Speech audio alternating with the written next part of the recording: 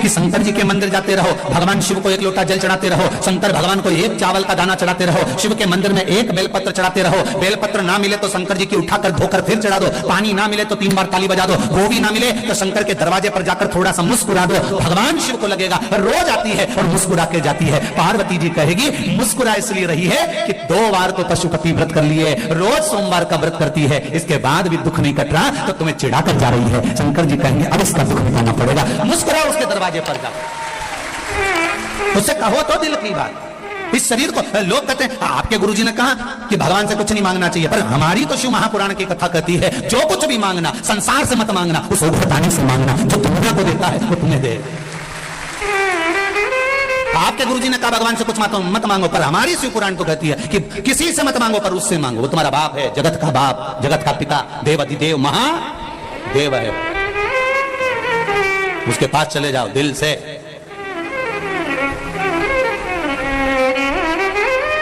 ये आत्मा, ये शरीर, ये सोने की रकम है, इस शरीर को भगवान तक लेकर जाओ। दुख जब आता है तभी रकम दुकान पर जाती है, तो ये शरीर भी जब ही जाना चाहिए परमात्मा के द्वार। अब बहुत गंदा हो गया, बहुत तकलीफ में हूं, कहां जाऊं? सारी दुनिया में भटक कर देख लिया मैंने, कोई कहता है ये करो, कोई कहता है वो करो, कोई कहता है ये करो, कोई कहता है वो करो। जब देखो, जब यूट्यूब खोलो, फेसबुक खोलो, तो कहीं ना कहीं का महाराज मिल जाएगा बताता हुआ ये कर लो वो कर लो। अब कहीं नहीं जाऊंगी, अगर जाऊंगी तो एक लोटा जल लेकर शंकर के पास जाऊंगी, क्योंकि इस जल चढ़ाने में ना ढोंग है, ना प्रपंच है, ना छल है, ना बेईमानी है, ना किसी का मन दुख है, ना अपना मन दुख है। अपन शिव के भरोसे बस उसके सहारे पर एक लोटा जल चढ़ा कर आऊंगी और उससे कहकर आऊंगी कि मैं तेरे भरोसे पर, तेरे भरोसे।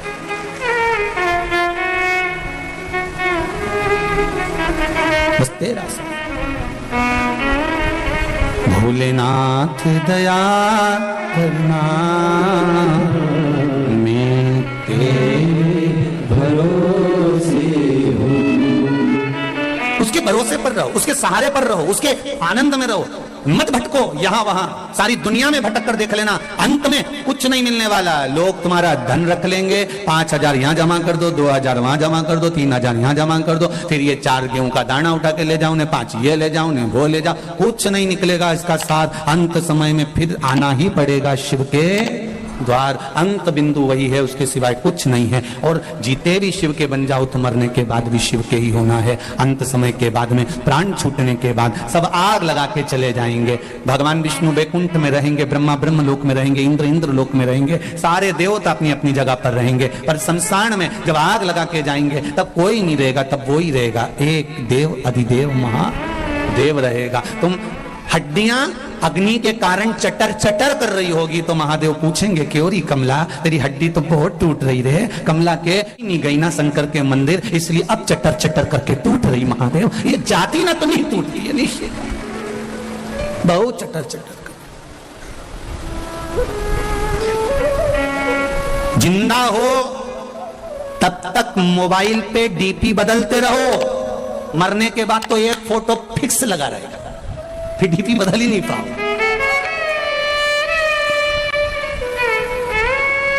मरने के बाद डीपी बदल रही है क्या? अरे बोलो तो सही, फिर एक जैसा फोटो इतना बड़ा फ्रेम में, माला पूड़ी और खीर चिपकी हुई और तुम पल्लू लेके मुस्कुराती हो। इससे ज्यादा कुछ नहीं जीवन।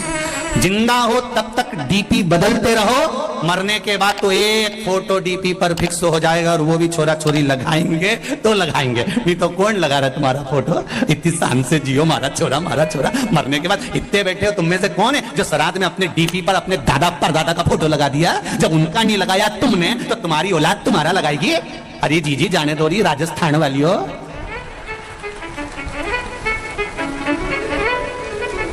कोई नहीं याद करे, फालतू की बात। जब चले जाओ तो लोग बूंदी और सेव चढ़े खूब खाए, पर कोई नहीं याद करे। कौन याद करेगा? जिंदगी है, अलमस्त होकर जियो, रोके नहीं, खुश होकर जियो। इतनी प्रसन्नता का जीवन जीना कि दुख है और बहुत चेहरे पर स्माइल है, तो लोग भी, परिवार वाले भी कहेंगे कितनी दुखी थी, कितना कर्जा है, कितनी तकलीफ में है, तो भी कितनी मुस्कुरा रही है। पूरे परिवार वालों को तुम्हें देख के टेंशन हो जाएगा कि इतना दुख होने के बाद ये हंस क्यों रही है। उनकी रोटी नहीं भाएगी, उनको आधा खा के छोड़ देंगे कि ये मुस्कुरा क्यों रही है। कारण क्या है इसके मुस्कुराने का? इतना दुख होने के बाद, इतना कर्जा होने के बाद, इतनी तकलीफ होने के बाद, शरीर में इतना कष्ट होने के बाद भी जब देखो जब खजूर वाली चोटी करके खूब जोरदार दिखे तो भगवान कहते मुस्कुराते रहो, चेहरे पर प्रसन्नता होना चाहिए। आग लगे बस्ती में, आवाज नहीं है यजराम की, बोलो आग लगे बस्ती में और अपन रहो मस्ती में। क्या किसको रोइए, चादर तान के सोइए। अपने को क्या करना कि कौन क्या कह रहा है, कौन क्या बोल रहा है, वो बोले तो बोलने दो, आड़ा टेढ़ा बोले तो बोलने दो। हम तो बहुओं से भी कहते हैं तुम्हारी सास कुछ भी बोले वो बोलती रहे, बोलने दो, तुम तो भजन गाओ ना, तुम तो भजन, वो गाली दे तुम श्री शिवाय, बस सास को ऐसी देख के 2-4 बार बोल दो श्री शिवाय। सास भी बोलेगी कुछ जादू कर रही है क्या, बस इतना तो वो बोले कि जादू कर रही है ना, पता नहीं, मुझे तो नहीं मालूम, पर इस मंत्र में जादू हो सकता है। तभी तो महाराज व्यासपीठ से बोले और लोग लाखों की संख्या में मोबाइल और फेसबुक पर सुनते रहे। इस मंत्र में कुछ तो होगा, ये निश्चित है। जपो श्री शिवाय नमस्तुभ्यम, ये जिह्वा से जितनी बार निकलता है। शिव महापुराण में अभी कुछ समय पहले, 1-2 महीने पहले इंदौर में कथा थी, लोगों ने बहुत ऑब्जेक्शन लिया, ये श्री शिवाय नमस्तुभ्यम कहां से आया, ये कोई मंत्र है क्या, ये कोई साधना है क्या, लोगों ने खूब ऑब्जेक्शन लिया। उसके बाद में लोगों ने जब शिव पुराण में देखा, शिव पुराण में जब देखना चालू करा तो शिव पुराण में लिखा था विद्येश्वर संहिता में कि इस मंत्र को बोलने वाले का केवल मुख का दर्शन कर लो तो काम हो जाता है, उसमें लिखा है। जब लोगों ने इस मंत्र का ऑब्जेक्शन दिया कि ये मंत्र क्यों, श्री शिवाय नमस्तुभ्यम कहां लिखा, इस मंत्र का क्या प्रयोग होता है, इसको क्यों जपा जाए, जब लोगों ने इसको जब जनमानस में भेज दिया कि ये तो सियोर वाला महाराज ने बनाया मंत्र, ये तो फालतू का है, ये तो होना ही नहीं चाहिए, ये तो ऐसा नहीं होना, तब लोगों ने फिर पुराण में ढूंढा कि आखिर लिखा कहां है। तब इनने ढूंढा तो उसमें लिखा हुआ आ गया कि इस मंत्र का जप करने वाला व्यक्ति इसको केवल मुंह से बोल भी ले और उसका चेहरा भी देख लो तो ही मनुष्य का सब कार्य सफल हो जाता है। तो फिर बोलने में अपना क्या जाता है, प्रेम से बोलो श्री शिवाय नमस्तुभ्यम।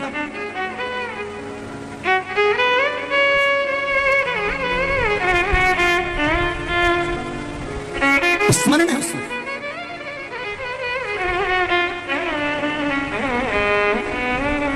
लोगों का काम है भरमाना, लोगों का काम है भटकाना, पर शिव महापुराण कहती है आपको भटकना नहीं, आपको शरणागति लेना। शरणागति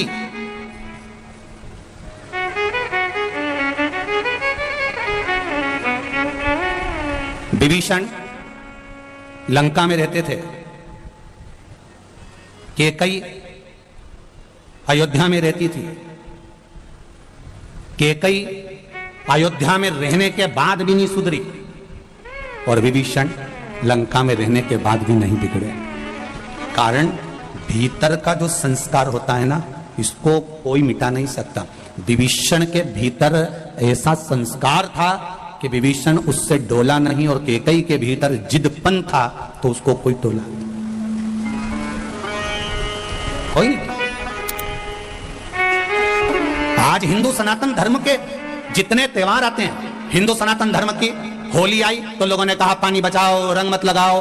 दिवाली आई बम फटाके मत फोड़ो, प्रदूषण आएगा। नवरात्रे आए गरबा मत खेलो, ये हो जाएगा वो हो जाएगा।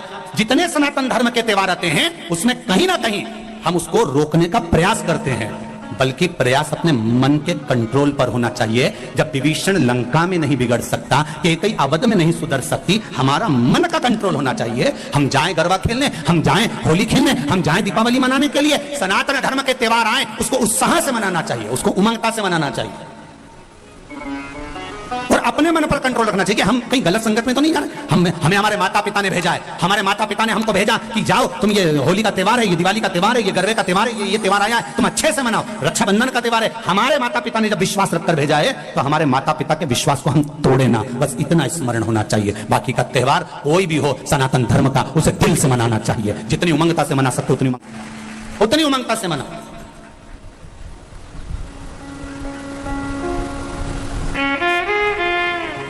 प्रसन्न चित्तता में मनाइए, अपने जीवन को आनंद में जियो।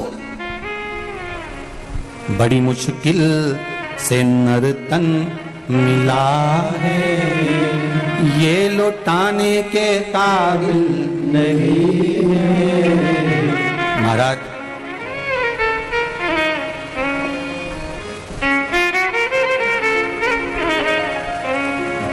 83,99,999 जन्म फालतू के मिलते हैं। उसके बाद मनुष्य का जन्म है 84 लाख हुआ।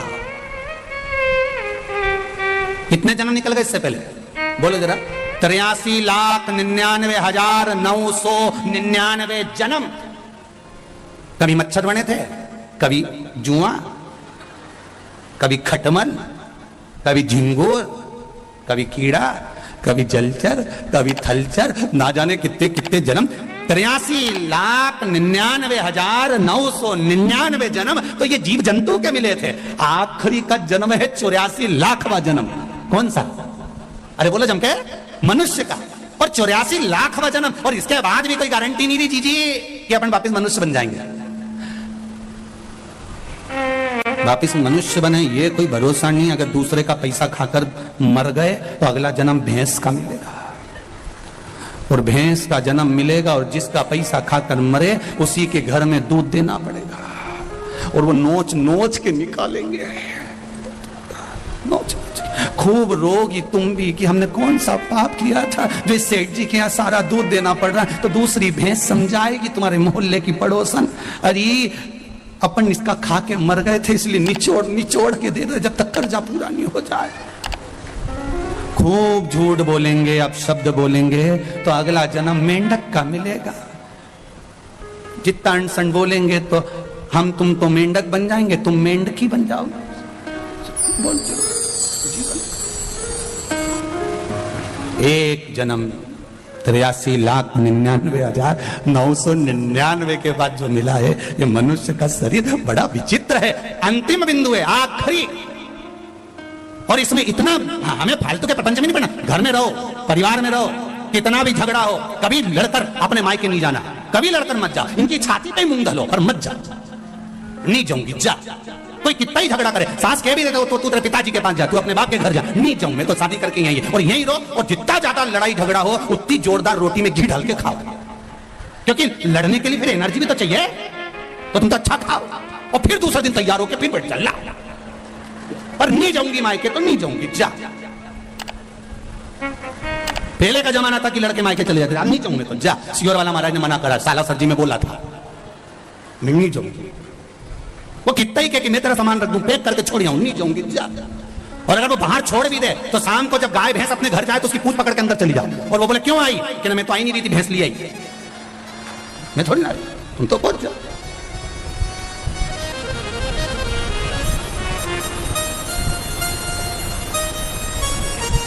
रहो प्रेम वश रहो। नियम ले लेना कि अब अपना 83,99,999 जन्म के बाद ये मनुष्य की देह मिली है, रोकर नहीं निकालूंगी, खुश होकर निकालूंगी। बीमारी आई है, रोग आया है, तकलीफ आई है, थोड़ा कर्जा हो गया है, टेंशन आ गया है, कोई बात नहीं। हर बात में एक बात को याद रखना कि मेरा देव अधिदेव महादेव मेरे साथ है, सब चिंता वो मिटा देगा। मेरा बालाजी सरकार बैठा है, सब टेंशन मिटा। क्यों सोच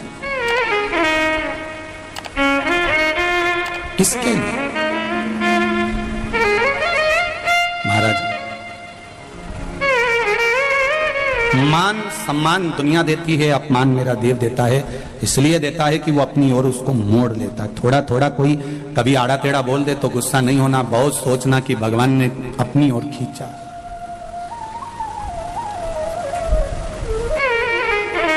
अपनी ओर खींचा, वो साधारण नहीं। भगवान शिव से अपने हृदय की बात, चित्त की बात भगवान को रिटर्न रहेगा।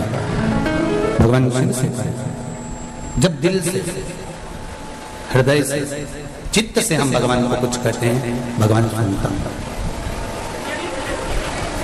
स्वीकार करता है। एक प्रसंग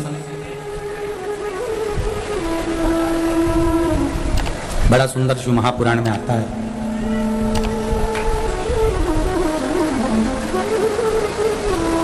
कि माता अंजना गौतम बाबा और मतंग बाबा के कहने पर आराधना कर कर जब शिव रूपी पुत्र को ही प्राप्त कर सकती हैं, तो भगवान के भजन में, भगवान की भक्ति में वो बल है कि हम भी परमात्मा से परमात्मा को ही प्राप्त कर सकते हैं। ये नहीं है कि परमात्मा हमसे दूर है, हमारे भीतर जो है वो आत्मा है। विश्वास के बल पर हम जिसको प्रकट कर लें वो परमात्मा। सारी समस्या का हल एक लोटा जल। बस जैसे पार्वती मैया ने भगवान शंकर से एक प्रश्न किया कि शिवजी, हे ओघड़दानी, हे बागंबर धारण करने वाले, मुझे आपसे केवल एक प्रश्न करना है कि मृत्यु लोक में भजन करने का कोई एक निश्चित समय रखना चाहिए या नहीं? कई लोग कहते हैं हम सवेरे 9 बजे पूजन करने बैठते हैं। हमारा नियम है 9 बजे से 10 बजे तक मैं पूजन करती हूँ। मैं 8:30 बजे शिव जी के मंदिर जाती हूँ। मैं इतनी बजे भगवान के मंदिर पहुंचती हूँ। मैं इतनी बजे भगवान का ये कार्य करती हूँ। समय से नहीं है।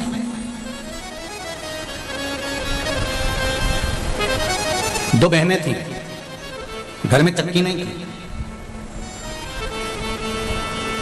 जब घर में चक्की नहीं तो दोनों बहनों ने विचार करा कि फिर ये गेहूं को कहां ले जाकर पीसे। किसी पड़ोसी के यहां गई और पड़ोसी के यहां जाकर दोनों बहनें गेहूं पीसने लगी। एक बहन उसमें से गेहूं का दाना उठाती है, खाती है, पीसती रहती है। दूसरी देख रही है, पहली उठाती जाए, खाती जाए, पीसती जाए। किसी किसी की आदत रहती है कि वो गेहूं या बाजरा या जौ कुछ भी पीसते पीसते मुंह में का दाना पटक लेती है, खाती जाए। अब एक बहन तो मुंह में डालती जाए, खाती जाए, पीसती जाए। दूसरी मना कर रही है, क्यों पागल जैसे काम कर रही है। जब आटा पिस जाएगा, गेहूं का आटा हो जाएगा, तब घर पर चल के रोटी बना के खाएंगे। अभी तो मुंह में डाल रही है, अच्छी बात सुने ना। क्या कर रही है ये? बार बार बार बार बार बार बार एक एक गाने को उठाकर मुंह में डालती जा रही है। समझाए?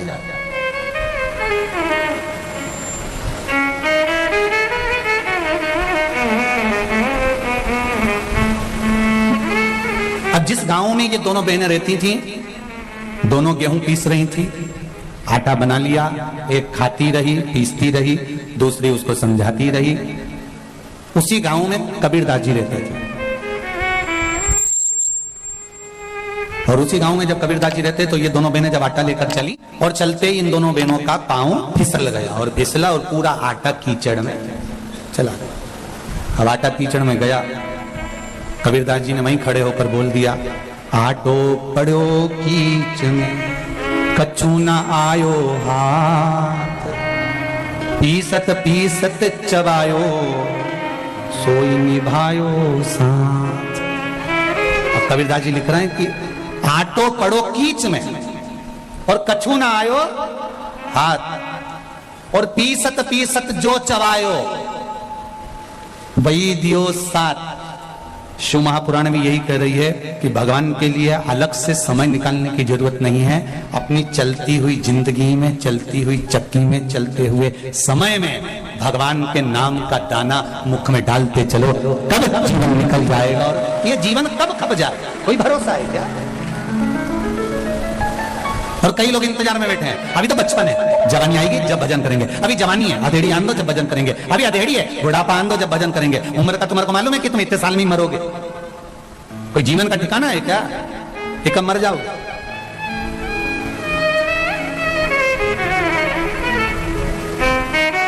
काल करे सो आज कर, आज करे सो अब, पल में प्रलय हो जाएगा, हरि जपेगा तब। ये जीवन का कोई भरोसा नहीं, कोई ठिकाना नहीं कब क्या हो जाए। हाँ, अगर तुम्हारा विश्वास पक्का है, तुम्हारी भरोसा दृढ़ है, तुम भरोसे के बल पर जी रहे हो, तो ये निश्चित है कि शिव तुम्हें साथ। एक पत्र आया, देख पत्र बहुत सारे।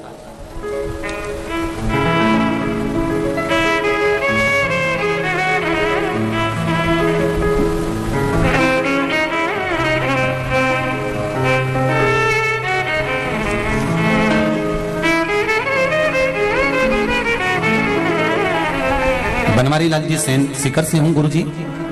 आपके बताए अनुसार सावन की शिवरात्रि, कहीं बैठे हैं बनवारी लाल जी सेन, कहीं बैठे हो तो हाथ हिलाइएगा, जहां कहीं भी बैठे हो हाथ हिलाइएगा। आपके बताए अनुसार सावन की शिवरात्रि पिछले साल मेरी बेटी ने पूजा की और अभिषेक किया। 14 साल उसकी शादी को हो गए थे, संतान नहीं थी गुरुदेव। 14 साल के बाद मई के महीने में 2022 को मेरी बेटी के घर संतान हुई है। मैं बाबा को भोग लगाने आया हूं। ये शिव है। एक पत्र और देखिए,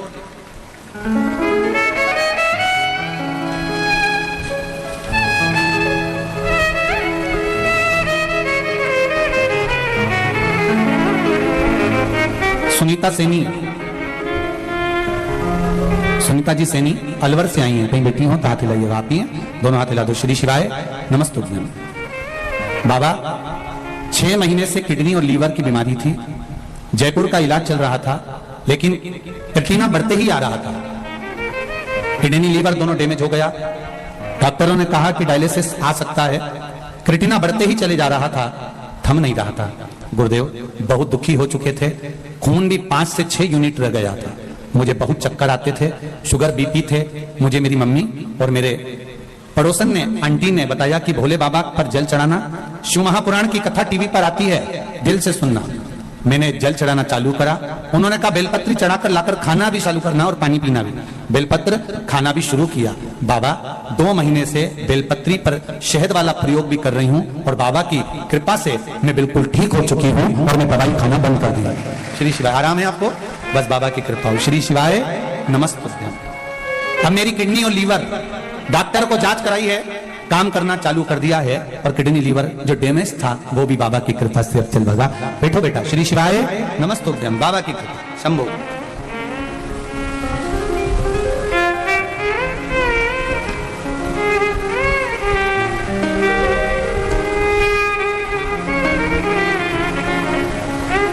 दीपिका शर्मा रतनगढ़ चुरू से हैं, कहीं बैठी हो तो हाथ हिलाएंगे। आप ही हैं, दोनों हाथ हिला देगा।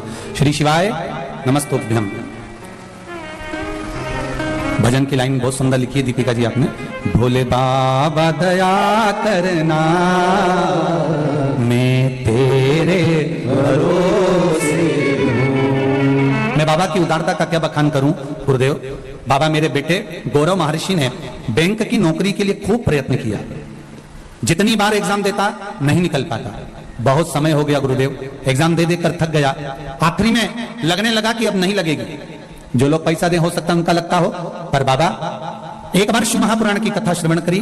बाबा ने आपकी कथा के माध्यम से पशुपति व्रत किया और शंकर भगवान की ऐसी कृपा हुई कि मेरे बेटे को जब अगली बार एग्जाम देने के लिए गया तो आरबीआई बैंक में मैनेजर की पोस्ट प्राप्त हो गई। शिव जी को भोग लगाने आई हूँ प्रणाम करने के लिए। बहुत बहुत बधाई बहन आपको। श्री शिवाय नमस्तोभ्यम। गुरुदेव गायों को लंपी रोग ग्रसित गाय हैं, जिनको मेरे परिवार द्वारा शिवजी पर चढ़ाए हुए जल को पिलाने से गाय रोग मुक्त हो गई है। गुरुदेव हमारे यहाँ की गाय भी हमने शंकर जी पर चढ़ा हुआ जल और बेलपत्र खिलाया तो आराम लगना प्रारंभ हुआ है। ये शिव कृपा है। प्रणाम करती हूँ। हर हर। बैठिए बहन, बैठिए।